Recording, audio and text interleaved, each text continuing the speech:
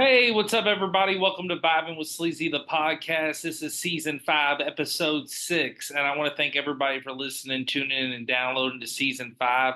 It's been so fun so far. And I want to thank everybody that has been sending love in and showing support.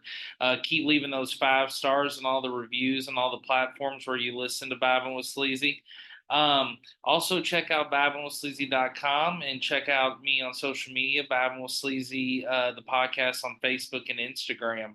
I want to thank everybody that has been supporting over the years. So I'm always showing gratitude, always showing appreciation when I start the show. And I do it at the end as well because I can't thank y'all enough. This is going to be another solo episode. I talked about this on episode 5. I wanted to do a few solo episodes on stuff that I've wanted to cover and go over, and I think would make fun podcast episodes and certain topics. So, this is going to be another one tonight. I've done some research, and I'm also have participated in.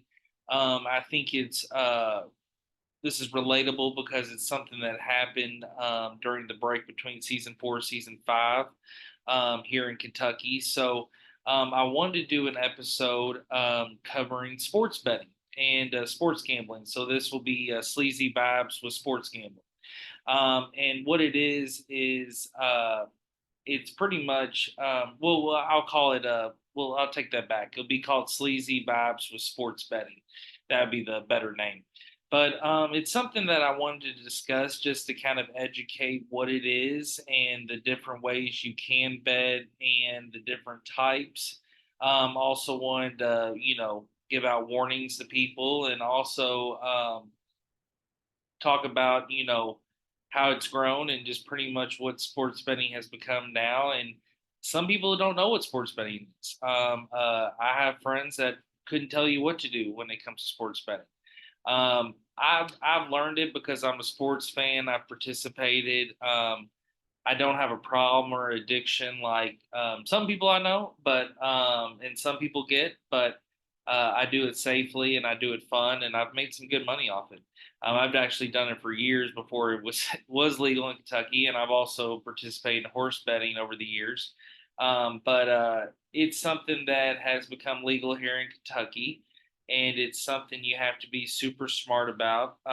My father, he's always when it became legal, he's big in the horse industry and he's bet over the years, but he just always has warned me and warned others, be careful with sports betting. You can get into a deep hole and you can, lose your money, depression, addiction. I mean, there's a lot of bad things that can come from it. But that's not what this episode's about to bring it down or anything like that. I just want to, be honest that there is negatives to it, and you just have to be careful. You got to be smart, and you have to put your money to your priorities and bills first, and then put it to the betting. But that's let's get the negative out of the way. So on to the positive of sports betting. So sports betting is a fun hobby. It's something that you can now bet on really anything, and it's more fun when you're actually at the event and it's live and you get to bet on it because you get to actually see it take place and you get to see you win money like live in person. I think that's incredible. It actually happened to me at NBA All Star Weekend.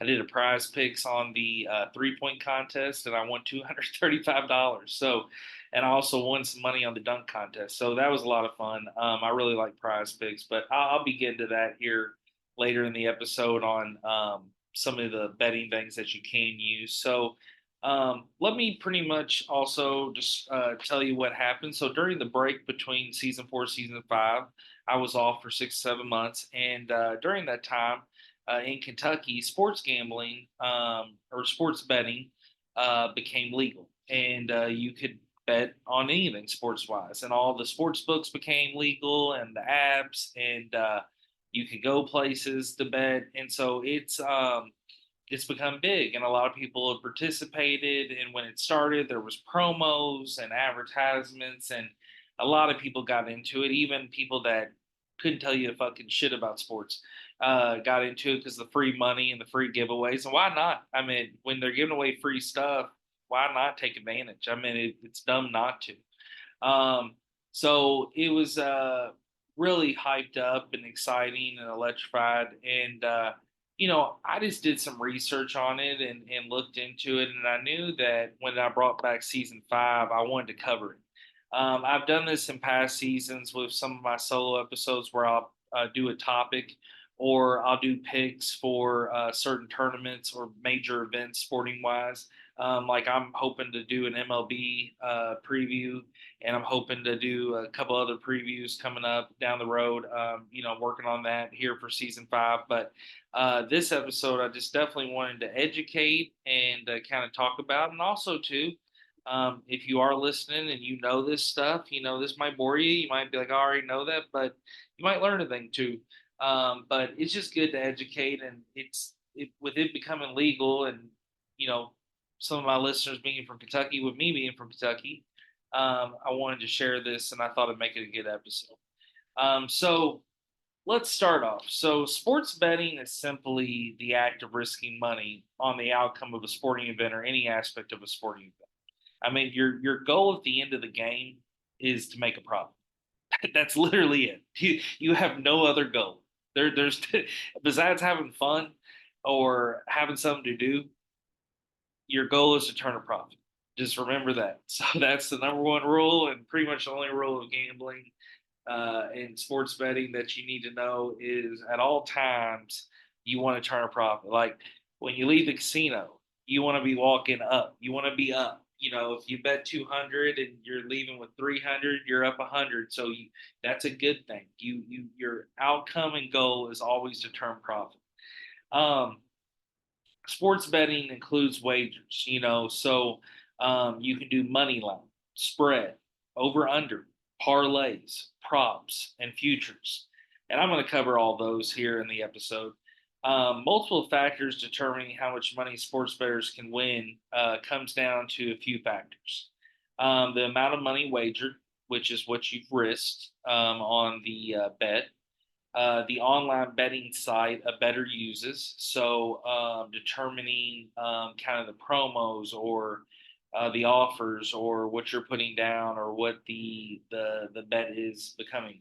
The odds established by a sports book and legal sports betting state. So that also will determine. So those factors are determining, um, how much you're going to win, and that's what you go off of, and that's where you do your analysis and you look, and these sports books let you put the money in before putting the money in. You can see what pays out, and sometimes you just want to gamble because you want the big payout, or you just have a gut feeling that it's going to pay out. But it's up to you. You're the only one placing the bet. But when it comes to the factors of how it pays out, those are your key factors. And sports bettors and sports fans are similar. Both are usually emotionally invested in the outcome of the sporting event. The difference is sports bettors are also financially invested in the outcome, so it means a lot more. It actually feels like you're part of the team. It's so that's another thing that's a little bit of a high when it comes to sports betting, which you have to be careful on, where you can start feeling like you're part of a team, or that team you're lucky with, or that certain player you always bet with. And it can backfire. It can reward you. That's the whole thing of sports betting. It's pretty much a 50-50 chance on everything, but that's where you have to keep your emotions in check when money's involved. That's a huge thing. uh, because if you get your emotions involved with your money and betting, it can really backfire. Um, so if you're zoned in and you're focused on winning and going off the odds and what placing the right bet and doing your research, it can pay off. Um, so finding an online sports book, the most common way to bet on sports is through an online sports book. That's basically your apps like DraftKings, Bet365, uh, BetMGM, you name it. There's a few. Prize Picks is another type of sports book. So Online wagering allows you to establish and fund betting accounts and make wagers with a couple of clicks on a computer or mobile device. Because of its convenience and associated promotions, online wagering dominates the sports betting market in states that legalize the practice. Some states see more than 95% of sports betting volume via the internet. Mobile sports betting has exploded since the landmark U.S. Supreme Court ruling in 2018. That's what gave states the right to legalize and regulate the commercial activity of sports betting. Many of the best online sports books operate in most states where betting markets have become legal. This has been to the advantage of sports enthusiasts who can openly bet on accounts with multiple online books and shop around for the best odds and promotions for each game, tournament, and you know championship, anything that they want to bet on. All online sports books they accept wagers on major sports. Football, baseball, basketball, hockey, golf, tennis, combat sports. Um, some do have limited options when it comes to niche sports and events, and when it comes to like for example, like online gaming, cricket, you see on some of these things, but it also, me just naming those two randomly, that shows some of the options that you can bet on. Um, I'm I'm wondering one day, and I think you can in Vegas, but I definitely want to maybe get into the pro wrestling betting. I think that'd be fun. I'm a huge pro wrestling fan, so I think being able to bet on those, even though they're picked, you don't know as a fan. So that'd be fun to kind of see what happens with that. I've won on, basketball, football, baseball, but that would be super cool to see what the wrestling bet would be, the odds and the payout, and then all the certain matches. It's got to be fun. But I think you can do that in Vegas. I'll have to check it out one day if I go out there. But so pretty much for sports betting and gambling in general, everything revolves around odds. I mean, odds is what pays the money. I mean, that's what you're betting. So if you're new to betting, the odds is essentially gives you the probability of an outcome expressed as a price. However, the odds don't reflect the real life probability. So you got to remember that. That's where you have to be smart with your bet. The top US based sportsbooks provide American odds, which use positive odds to show how much you could win with each successful $100 bet, and negative odds to indicate how much you have to bet to win $100. For example, if the Buffalo Bills have plus 700 odds to win the Super Bowl, a $100 bet would win $700 if they capture the title. Conversely, taking the New York Yankees at negative 150 odds to beat the Los Angeles Dodgers in the World Series means you need to bet 150 to win 100. In both cases, a winning bet also sees the bettor's initial stake return, whereas if the bet loses, the patron loses the initial stake. Positive and negative odds scale with your bet amount. In other words, you don't have to bet $100 more. If you bet 20 on the Bills to win the Super Bowl, you could win 140. Since the odds are plus 700, your $20 wager is multiplied times 7. If you wanted to win $20 on the Yankee bet, you would have to wager $30 because the odds are negative 150. Your $20 wager is multiplied by 1.5. So that's the math on that, and that's how I was able to explain those payouts. So let's start off with the first category in sports betting. That's favorite versus underdog.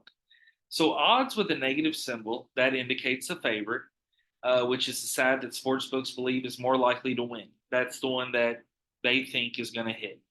Assuming positive odds, known as the underdog, are involved on the other side. That's the one where they think it's going to be a bigger chance to win or a harder risk. And but sometimes the underdog can pay off, and especially when it's the game's close or if the team's on a hot streak. I mean, I've I've won with Hawaii football before as an underdog, and the payout's been huge. That's where you just sometimes have a gut feeling, or a team's on a hot streak and they just hit. It's sometimes fun too if the underdog is something that you think has a strong chance of hitting, to put in a parlay with your favorites, and will increase the payout, especially when you have a parlay that's all favorites, where that's probably more likely to hit. And I know that's kind of common sense for some of the people that have bet, but I just wanted to kind of explain what that is. So an example would be the Golden State Warriors negative 220 to defeat the Houston Rockets plus 190. Indicates that the Warriors are the favorite in the matchup and the Rockets are the underdog. So if multiple team size players have a plus preceding the number, the smaller number denotes the favorite, while the larger is the underdog. Example: in soccer, the odds to win the 2022 Men's World Cup showed Brazil plus 350, France plus 500, England plus 550, Argentina and Germany both plus 600, and so on.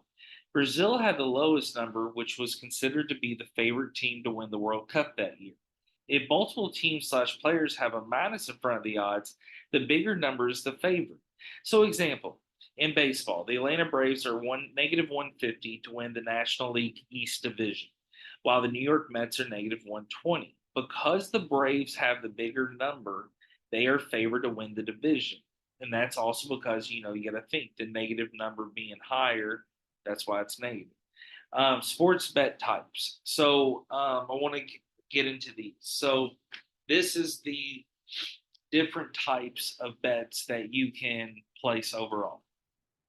So the first one we're going to be discussing is the money line bet. That is a straight bet that is the most common type of sports wager, and it's simply wagering on the result of a single outcome. It's basically betting win or lose. I mean, that's pretty much all money line is. So say Kentucky's playing Louisville in college basketball. Well, Kentucky's going to kick that fucking ass every damn time, but I'm betting Kentucky on the money line because they're going to win. So I would click Kentucky on the money line. If you thought Louisville was going to win and you wanted to lose your money, you bet on Louisville. Um, so, example one, I'm going to provide a couple more examples for you. So, the Toronto Raptors are playing the Boston Celtics in an NBA game. You think the Raptors will defeat Boston, so you make a straight bet on Toronto. Example two, UFC heavyweight Francis Ngannou is a fighter challenge serial game. You believe Ngannou will win the bout, so you make a straight bet on him. So they just those simple things. The Raptors have to win. Ngannou would have to win, and it's easy to do those type of bets. The payout's not always the biggest, but sometimes it's fun to do the money line on the underdog because it's a good chance they could win. So the next type of bet is the spread. So the spread, growing up as a kid, you hear, my dad, my grandpa, adults, you read in the Courier Journal and the paper. As a kid, it confused the shit out of you. Sports betting wasn't legal. It wasn't something you talk about. I understood horse racing perfect. I mean, I was raised in that. I bet a lot. I could read a program, through 100%. That'd be another great podcast episode. I actually did my college public speaking project on horse betting and got an A plus. Shout out to Dana Graham, was my public speaking teacher from college. But with a spread bet, that is pretty much the odds, like what the books are saying, how much a team will win, or if a team will cover the spread. So like, uh, which let me break it down for you. So spread bets are related to margin of victory. So a spread bet involves either giving away or taking a certain number of points, goals, runs, and so on. That number is determined by the sports book and reflects the expected victory margin, which I just said. So bettors choose whether they're going to take the spread, which means betting the underdog, or give the spread, which means betting the favorite. Example: Dallas Cowboys are negative 5.5 versus Philadelphia Eagles plus 5.5. If you think the Cowboys will win by at least 6 points, you would give or lay 5.5 points. If you like Jalen Hurts and the Eagles' chances to win the game or lose by 5 points or fewer, you would take the 5.5 points. So point spread lines have odds attached to them, and more often than not, those odds are negative 110 for both teams. The price includes the VIG, as explained above. That means if you want to bet either the Cowboys at negative 5.5 points or Eagles at plus 5.5 points, you would have to wager $110 for a chance to win 100 or $11 to win 10. So basically, what it is another way to explain it is like Kentucky's playing Louisville. The spread has Kentucky is going to win by 7. So say you click that. Kentucky has to win by 7. If you clicked Louisville, that means Louisville would win by 7 or less. So Louisville or would lose could still they could still lose to and you would still okay, let me take this back. I'm messing my words. So Kentucky's playing Louisville and say the spread is Kentucky to win by 7. You basically, if you took Louisville, they would have to either lose 7 or under or win the game. That's what I was trying to explain. Sorry, I got my words mixed up. But if you clicked Kentucky to win by 7 and they win to 7 or more, you hit the bet because they covered the spread. That's the whole thing. It's covering the spread. And even if the team loses, they cover the spread. So sometimes you'll go to a game and you'll hear people, man, the team got blown out or they lost by 10 and you're like, fuck, they lost. But at the end of the day, they still covered the spread. So people still feel better about the team's outcome of that game, even if they took an L because they covered the spread. So the next type of bet type is totals. So that is a super easy bet to explain. So basically, it's referred to as the over or under in betting. So it's total bets focused on the final score of the game rather than who wins. So if the Raptors are playing the Pacers and the total is 155 points overall, you're going to basically bet over or under. And that is taking the Pacers score and the Raptors score combined. And if it goes over 155 and you bet the over, you won. If they go under 155 and you bet the under, you won. So when betting a total, you predict if the two sides will combine for more or over or fewer under. So runs, goals, points, and so on. Then the total amount posted by the odds makers. So an example, the Los Angeles Rams are playing the Seattle Seahawks, and the matchup has a total of 42 and a half. If you think the Rams and Seahawks will combine for at least 43 points by the end of the game, you would bet the over. If you expect a defensive slugfest that ends with 42 combined points or fewer, you would wager on the under. If you're interested in diving into over under betting, remember this popular saying as it relates to wagering on totals. It never's under until it's over. As long as the game is ongoing, it's always possible to win your over bet or lose your under bet. As most people know, sports can be unpredictable. Conversely, if you bet on the Seahawks Rams over 42.5 points and the score is 24-21 at halftime, you've got a winner and don't have to sweat it all about the second half, which that is a wonderful feeling. That's when you're like, yeah, let's go. You might not even watch the second half if you're not interested in the teams you're playing fantasy that day or don't have a fantasy player going. You might be like, hey, got the win, but damn, it's a good feeling when that bet hits. So the next bet I want to talk about is the futures bet. So that is when you're predicting on something down the road. That's when a lot of times, like you would pick the World Series winner before the season starts, or pick the NBA champion before the season starts. So I'm going to break that down. So rather than wager on a game taking place today or this week, future bets are just that bets that will be decided in the future. Examples include betting on a team to win the World Series, a country to win the Soccer's World Cup, a golfer to win next year's Masters, a player to win NFL Offensive Rookie of the Year. Future bets tend to offer greater odds and thus larger potential payouts than straight bets. For example, it's generally less likely to predict the Stanley Cup winner at the start of an NHL campaign than predicting which team will win a random regular season game. An important thing to remember about future bets is the odds will change. So they'll be changing throughout the whole season. I mean, that's common sense. Records, players, injuries, scores, other opponent. I mean, there's so many factors that are going to change the odds throughout the year. For instance, just because the Los Angeles Lakers have a plus 1,500 odds to win the NBA title on the first day of the season doesn't mean the odds will hold firm for the next 7 months of the season. In fact, they will not. Injuries, trades, and performing below expectations will always affect the future market of how that unfolds. And that's something, like I said, it's just common sense. So the odds that you get to place your wager will never change. In other words, if you bet the Lakers at plus 1,500, Those are your odds all season. They never change. So that's when you somewhat want to get the bet in early to get the better odds. If the betting market drops the Lakers to plus 400 because they're playing well, you made a good bet, at least for the time being. But if the Lakers struggle and they fall to the odds of plus 5,000, well, your bet's lost value. It's important to research a team or player before putting your money down. Price shopping is also recommended. Why would you bet the Lakers at plus 1,500 at one sports book when another one's offering plus 1,800? So you got to check the sports books too to see the difference in odds. That's very important. So the um, next two bets that I want to get into, I'm going to talk about two more bets and then I'm going to talk about payouts. So the next two bets I'm going to talk about are the most important, probably the most valuable, and what are the most popular right now.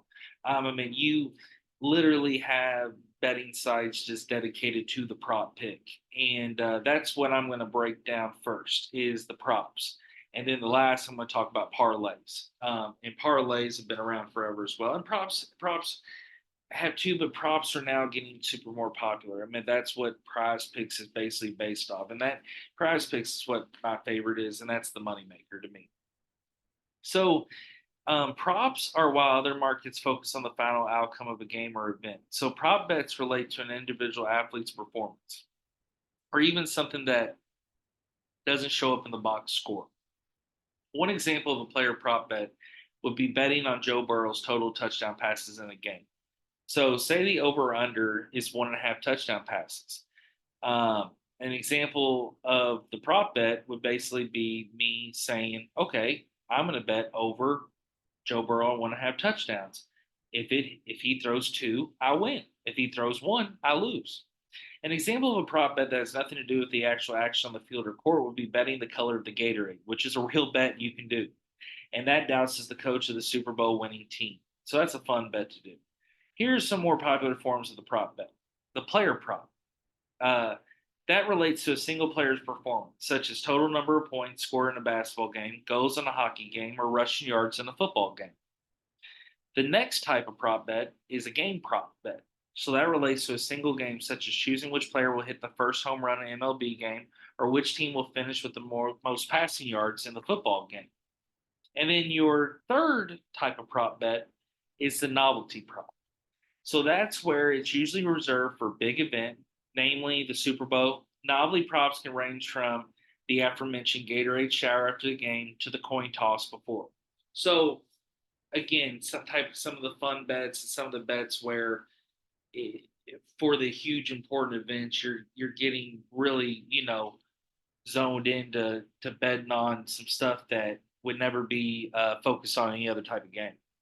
So now I'm going to break down parlays, which parlays are what a lot of people do, a lot of people play, and I'll provide some examples of that too. And it's been a fun episode. I like educating, I like teaching, I'm learning too, but it's fun to cover. And I hope too, for anybody that has never done this kind of can introduce them to it. And it also just, uh, catches people interest because the way I'm breaking it down, I think it provides every example, and that's what I wanted to do. So a parlay combines of two or more straight wagers into one bet. Parlays are popular because they open the door to win bigger payouts while risking less money. Think of it as a sports betting version of a lottery ticket. The number of legs or bets in a parlay and the odds attached to each of those legs determine how much a bettor can win. The bigger the parlay and the bigger the bet, the bigger the potential payoff. However, it's important to note that parlays are difficult to hit, and the more legs you add, the degree of difficulty can increase exponentially. All it takes is for one leg to miss and your parlay is lost. For example, if you go 6 and 1 on a 17 parlay, you might as well have gone 0 and 7. Here are the two main types of parlays. So you have a same game parlay, which is a parlay constructed with multiple bets from one game or contest.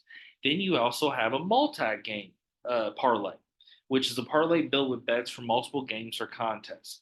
The legs of a multi-game parlay don't have to be from the same sport. So a third parlay type is called a teaser bet, which is most popular in football, especially in the NFL. Like a parlay, a teaser is constructed with two or more teams. The main difference is only Point spread bets can be included in teasers, and bettors can shift the point spread by a certain number of points in any direction.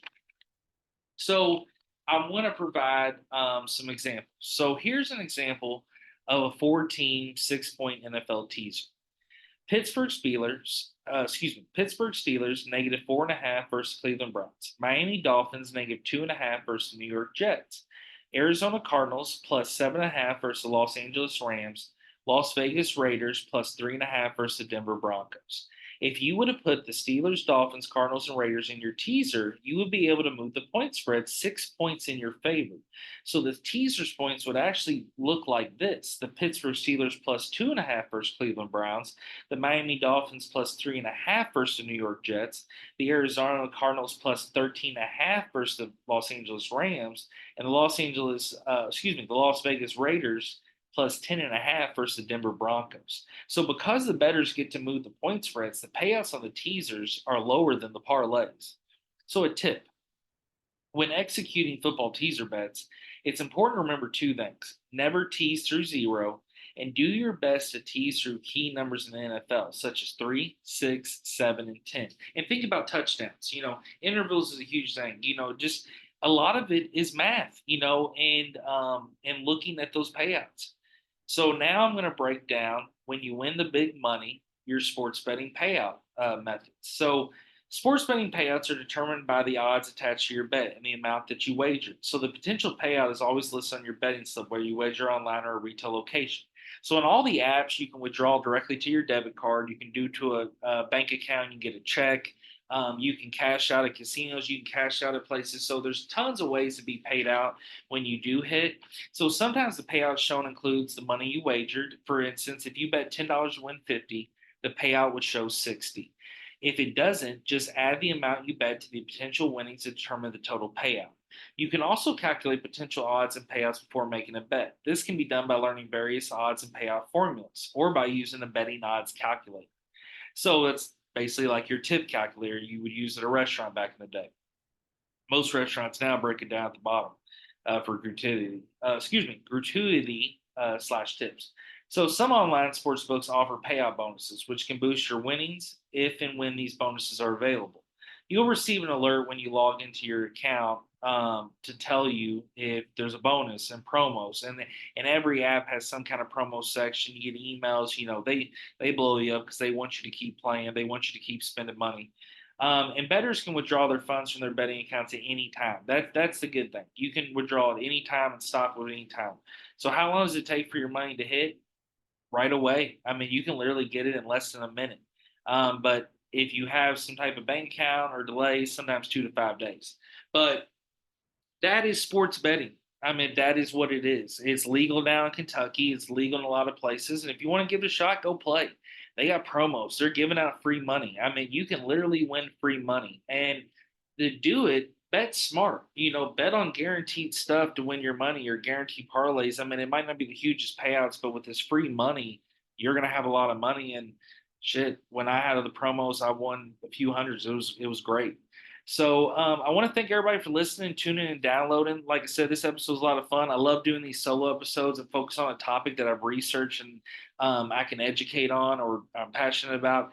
So thank you all for listening to season 5. I have more episodes to come. Like I said, I'll be doing 21 for this season.